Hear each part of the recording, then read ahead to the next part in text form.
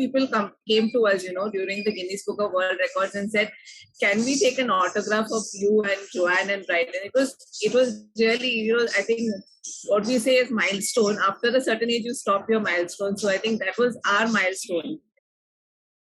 Even besides the Guinness Book of World Records, he also got an award for non-stop skating for 5 hours.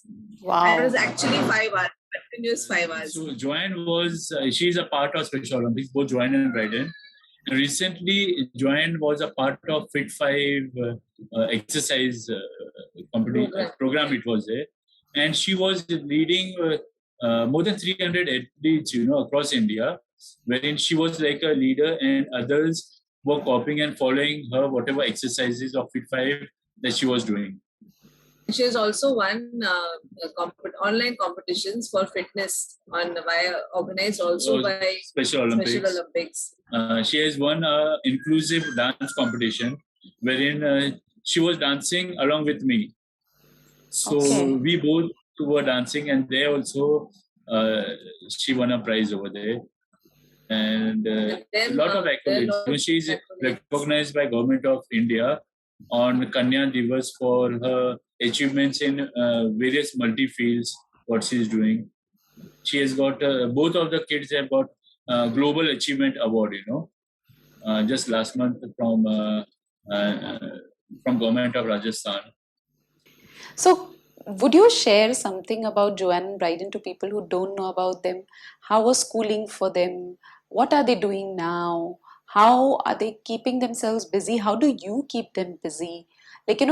Apart from that, so that, people get an understanding and how well you've accepted and you're moving ahead.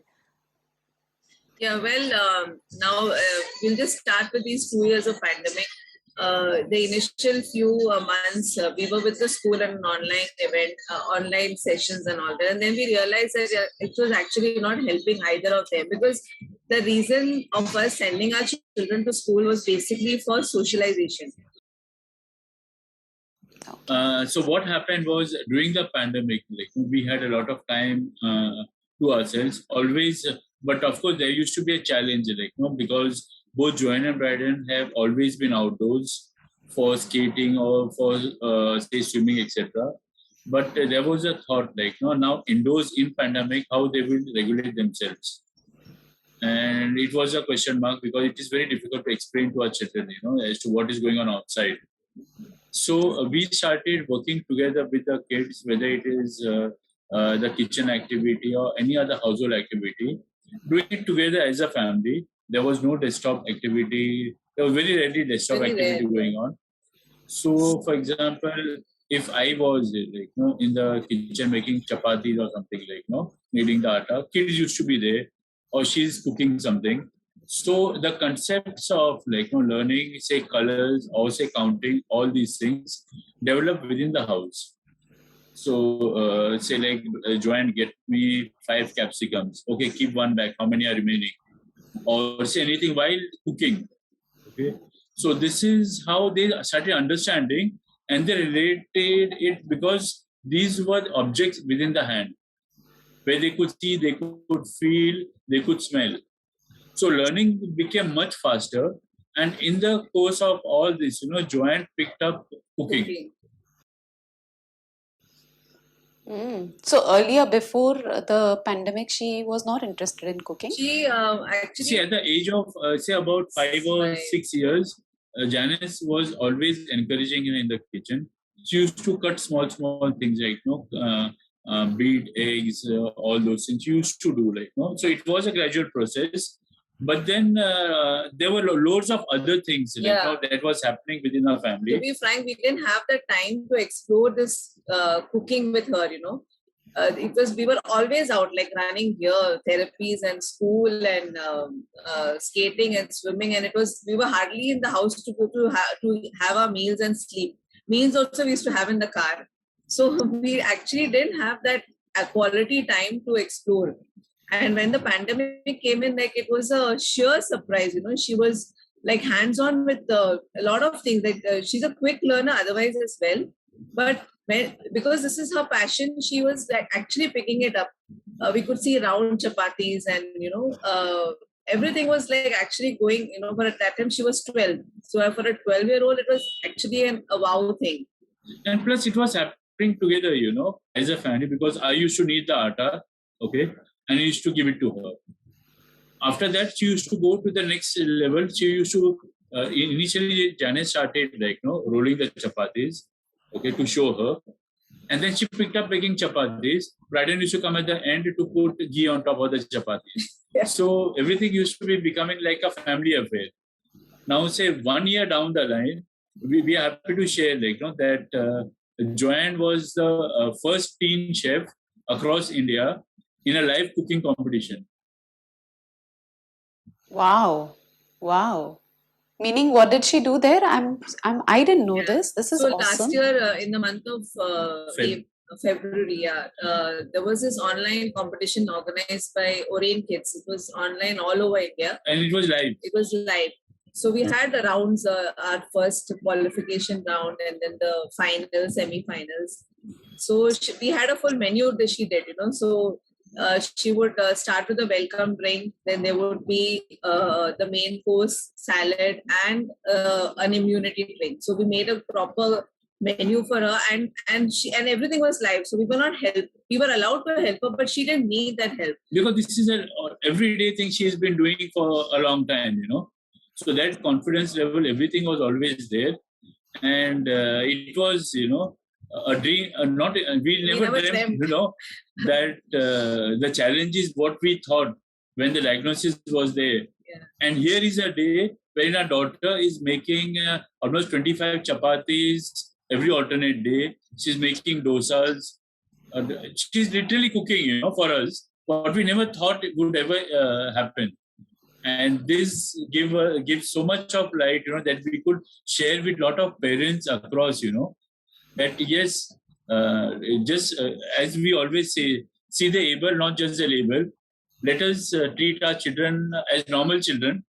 Explore the possibilities. Some things will work, some things may not work. We need to just move on if something doesn't work, but give them a lot of opportunities to explore. Janice, a tight hug to you. Those are tears of joy, right? Yeah. Yeah. My God. I go through this every time we have to talk about it. I mean, anytime we have to address parents. It happens even on a live event. So I don't know why these emotions, it just keeps coming back. It's like a rebound thing, sort of. As long as, no, absolutely not, because as long as those are tears of joy and it's like that proud moment, it's just getting anchored into you. And I'm sure, and I pray that you attract many more such joyful, moments in the lives of your kids and as a family. I can't tell you, when I read, I'm like, wow, she's doing this, oh, she's doing that, because I remember it was a struggle initially. It was very difficult. It was really difficult and it was struggling. And I remember those, you would always ask me, and she was very, defiance, and there was so much happening. How are those things? Are they settled? How are those things now? Yeah, things are much settled because I think we change our perspective. Yeah. Because see, normally what happens, we expect our children to do what we want, without understanding what they feel or what they sense. Absolutely. See, we cannot say that totally we understand what they're feeling. But then after a course of time, automatically that if we do this, this is what is going to happen. Yeah. So if we see that they are Joanne is going to get upset into a meltdown. Now we really understand what is going to result into a meltdown. And just take care of those 2 and 3 minutes, because after 2-3 minutes she's not going to remember anything. And these are only the 2 minutes in a full day. So let's take care of those things. Actually, I would say what actually was a turning point is when we started looking at the world from their eyes. Very important. I mean, I know that there are a lot of things a parent senses, and I think we should just take a step back. Yeah. And I think that, that patience and that poise, it's very important at that time. See, as you said rightly, Reena ma'am, there was a lot of defiance. Like she didn't want to even jump on the trampoline. I remember those things.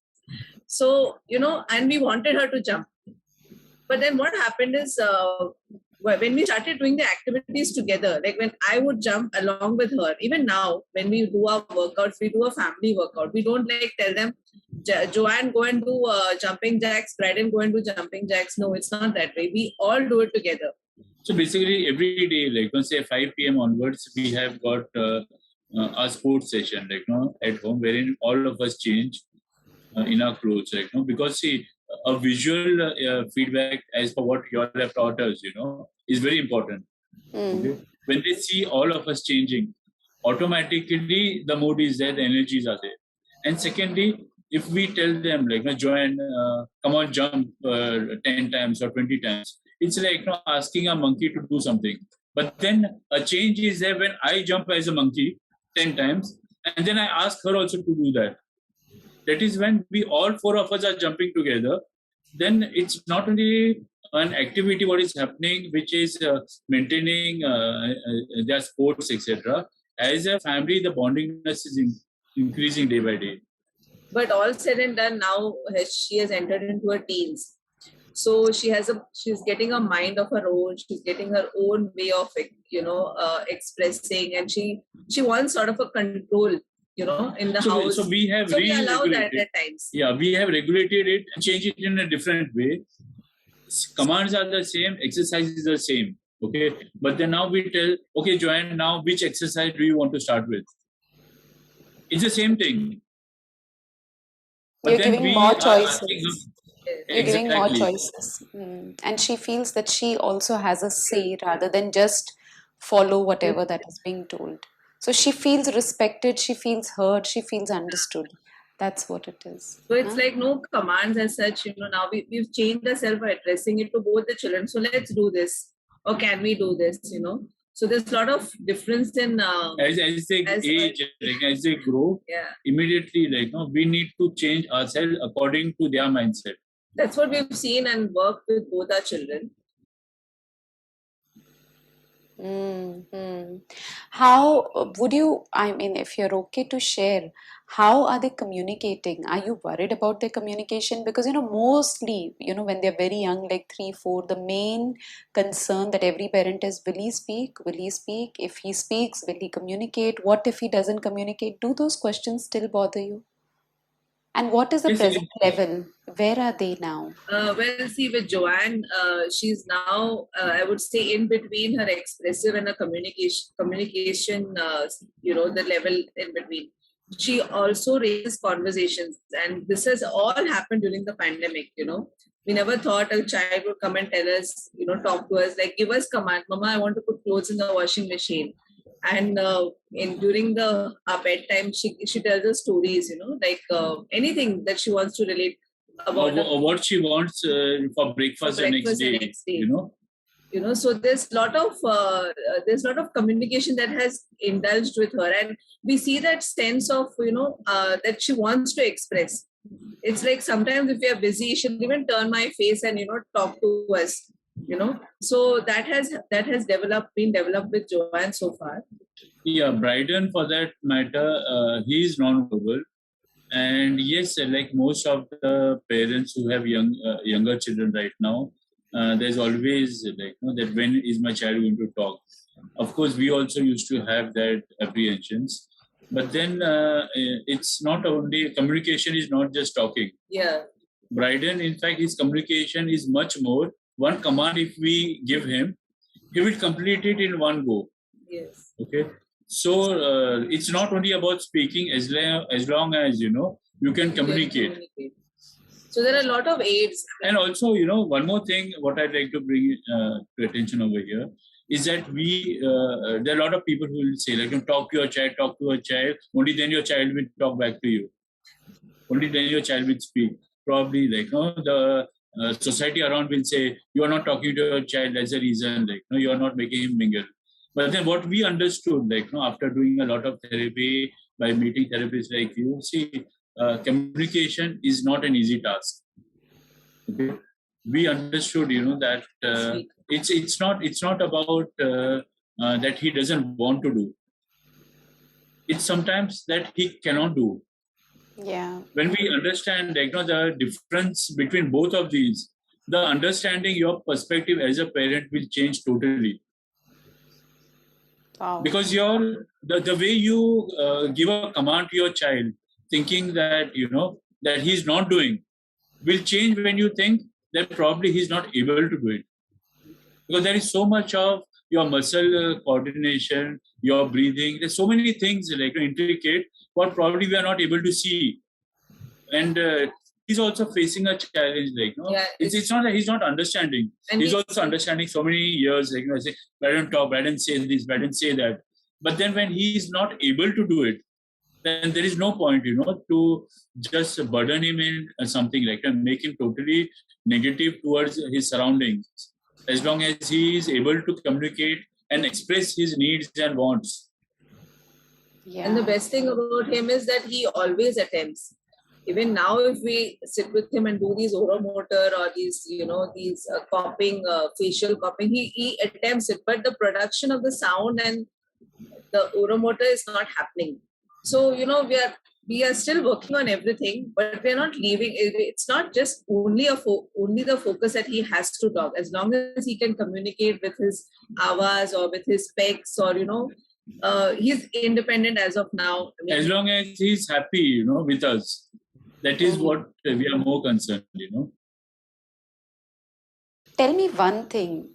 Do these things about what will happen in future and all, do those things bother you now, or you take it one day at a time? What is your thought process? I'm really curious to know. Yeah, as of now, we are taking, enjoy the moment one day at a time. Okay. See what both of us have thought, is try to make our children as independent as possible. Okay, relatively independent, I would call it, not 100%. So, for example, now say Brydan, okay, or Joanne. Something happens, say what after us, as we said, if we are not there. Wherever Joanne is, for example, I know that she'll be able to cook meals for someone. She'll be able to contribute something in a household or in a center. She won't be a liability. We don't want our children to become a liability. So she will be respected for her inputs which is given as an individual. At least she has come to that level. Because see, what we have understood that no matter how much of money I leave behind me, okay, if I leave a child who doesn't comply, okay, or he is totally defiant and getting aggressive and all these things, people will say, I don't want this money, get this child away from me. True. Very good. Yeah. Make our children independent, that they can live with people around them. And every individual, as we say, whether neurotypical or a special child, they have got their space in society. That is how, God has made each one of us, we feel. Yeah. There is some support of someone, some input somewhere. And basically, even we were asked these questions: what does Joanne want to become? What is her career? So I say, what do you want her to become? So I just tell them one thing: we just want our children to be independent, and moreover, they need to be happy individuals. Have peace around them and spread peace. That's it. There's nothing more that we want. It's just this, that they can survive themselves, they can be happy individuals. And I think the pandemic has taught us all, a big lesson. And it's not about, we teaching them. There's so many things that Joanne and Brydan have taught us. Yeah. We are changed individuals after so many years. Janice used to be totally short-tempered, I remember feeling you, the energy that I used to feel with you and what I'm feeling right now. Right now, I just feel peace just talking to you both. You are actually radiating that peace, that you're like so calm, you're so relaxed. There are difficulties, but you're coming from this calm state, and I'm sure, it's beautiful what the transformation that has come. I'm sure you've really worked hard on it, but it's beautiful to talk to you. It's beautiful. So what we feel children have made us better individuals. Yes, definitely. Yeah, we no longer look out for the material happiness, like that I want this money, I want this car, I want this house. We are just looking at the moment, like that we are happy together as a family. We are able to spread some message, spread some love around us. That yes, children can do it to an extent. Like almost every day we are speaking to at least 2 or 3 parents. That is how we allocate our times, like early in the mornings or late in the night. That at least we can share something like that could change perspectives towards our children. Okay, that is one aspect of it. Second aspect is our children taught us to swim. I was just going to say that. Yeah, that's our biggest learning of, I think, our lifetime. Because of our children, we learn to swim. So children bring a lot of difference in our life. We have the reason behind was because Joanne and Brydan knew to swim. Whenever we used to take them in a swimming pool, they used to go in the deep, and we used to be in the shallow, shouting our guts out. Joanne, come out! Brydan, come out! And these brats wouldn't come out, and we couldn't reach over there. So then we said, okay, fine. Now wo ser to hum sawa ser kind of a thing, and we also started learning. Yeah. Now we are happy, that okay, fine. We don't have to no longer give commands, that come out. We can go and we can pull them out. Well, and besides, when we were learning swimming, there was such a transformation. Yes. I clearly remember when I used to go for my swimming class, I had butterflies in my stomach. And when we started, it was like kicking and whatever you do for swimming. And then I realized I'm like always on top of the shore, and I'm telling my children, Joanne, kick. Brydan, kick, put your head down, do this, do that. But it's so difficult to do everything together. So basically, this was a change of perspective, that it is so easy to give commands. Yeah. Okay, that Joanne kick, Brydan kick, move fast. But then when we analyze that we being in the same situation, what was happening to us in our bodies, then also the way that we started giving commands changed. So there's a lot of self-exploration, self-realization which has happened, which is helping us in our journey. So the next thing was us to learn skating, But then the instructor wow. Probably at the age of 50, 47, 48, if I break my bones, no amount of Fevicol can bind them together. So that is a back step taken there. Wow. You've worn a beautiful t-shirt. People can't see what is written on it. Do you want to? Yeah. Yes, sure. See the able, not the label. Beautiful. Great. Is there anything that you feel you want to share with us and I have not asked you? And any message that you would want to give to any parent who's struggling and trying, oh God, my child has autism. Any message? Yeah, there is one thing what I always tell parents, we are all individuals, we are all human beings. And as Bryne said earlier, we don't always have to put our autism glasses on. And it's very, very important that you take care of yourselves. That so-called me time is really very important. The couple time is really very important. Yes, you have to focus on your children. But it's not that what we both say is that a happy parent is a happy child. So unless you bring happiness in yourself, it's very important. Very, very important. So if you're happy, the same vibes will go to your child. So we both of us, we do simple things. Sometimes middle of the night we'll get up. Full night we will sit and watch Netflix. Or else we'll have cheese sandwiches, or we'll make Maggie and we'll eat middle of the night, But these are the moments that keep you together bonded. Yeah, and this rejuvenates and you can work better with your child. Or, anything that a parent feels that she gets happiness or he gets happiness doing, that has to be done. I mean, for example, she gets up every morning, say 5:45, and she has this exercise classes going on. Okay, 1 hour. So that is her me time. So that keeps her energized throughout the day because she has done something for herself. So this way, if every parent has got something, probably maybe singing they like or maybe dancing they like, take out time for yourself. Autism and your child is always going to be there. But then if you try to show as if like that you are like a Mother India kind of a thing, and always like, that I need to do only for your child. No, it will not work. You need to be happy within. Those vibes will show progress in your child. Wow. And secondly, also what we shared, one more thing was we come up with our YouTube episodes, as to what we do together as a family. Okay, we like to tell parents that these YouTubes are made only to share positivity. Don't compare children based on the YouTube episodes. Okay, because some children they cannot do it. What we need to understand, there is a wide media outside over there, which are YouTube, lot of YouTube videos, etc. But take them only as inspiration. Don't take them as benchmarks. Yes. Because setting benchmark is only bringing negativity. Look out what is good in your child, take inspiration, and then work with your child.